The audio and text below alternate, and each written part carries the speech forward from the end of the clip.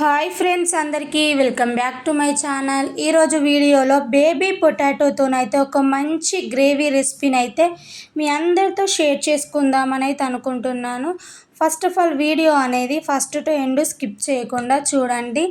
నేను చెప్పే పక్కా కొలతలతోనే baby potato gravy curry అయితే ప్రిపేర్ చేయండి.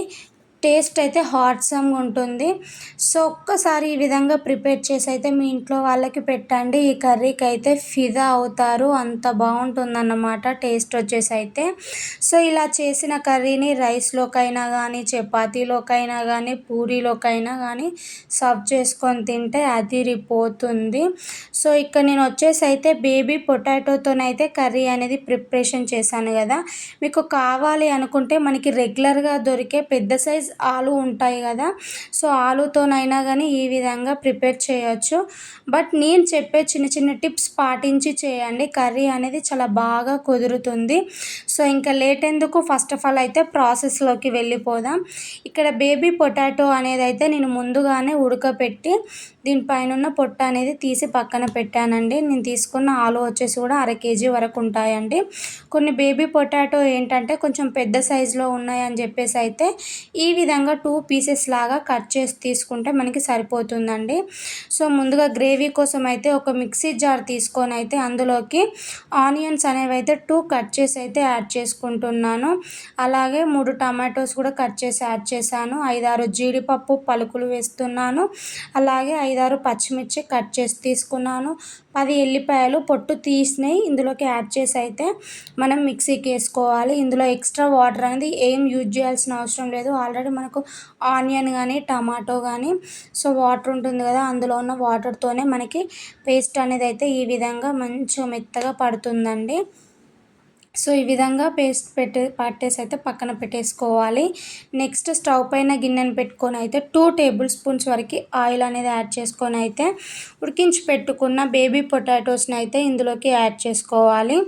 సో దీనిపైన ఏంటంటే 1/2 టేబుల్ స్పూన్ వరకు కారం, 1/2 table spoon salt, 1/2 table spoon వరకు పసుపు వేసుకొని లో ఫ్లేమ్లో ఒక 4-5 మినిట్స్ ఈ విధంగా ఫ్రై చేశారంటే మనకి ఆలు అనేది చక్కగా ఫ్రై అయిపోతుంది. ప్లస్ ఆలు పైన కొంచెం గోల్డెన్ షేడ్ వచ్చినట్టు కూడా తెలుస్తుంది. అట్లా అయ్యేంతసేపు అయితే మంచిగా ఫ్రై చేసుకోవాలి. ఇక్కడ చూడండి ఆలు అనేది చక్కగా ఫ్రై అయింది కదా, ఒక ప్లేట్లోకి అయితే ట్రాన్స్ఫర్ చేసుకుంటున్నాను.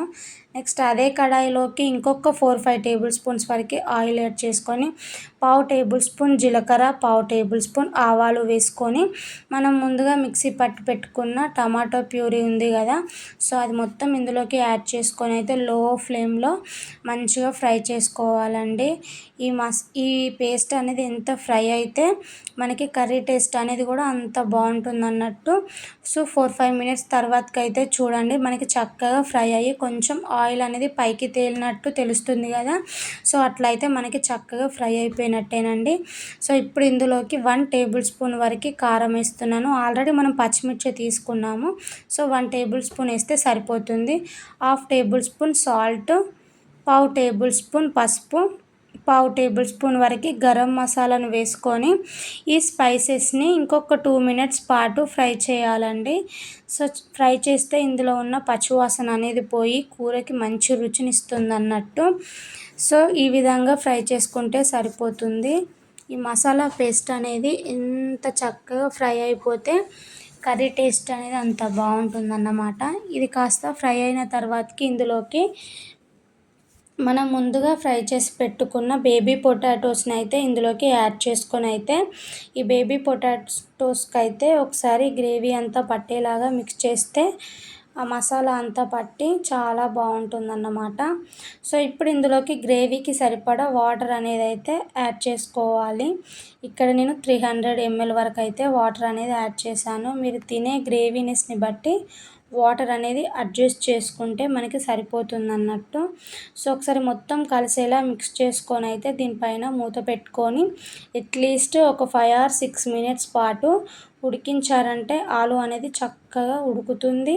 ప్లస్ మనకి గ్రేవీ అనేది కాస్త చిక్కబడుతుంది అన్నట్టు.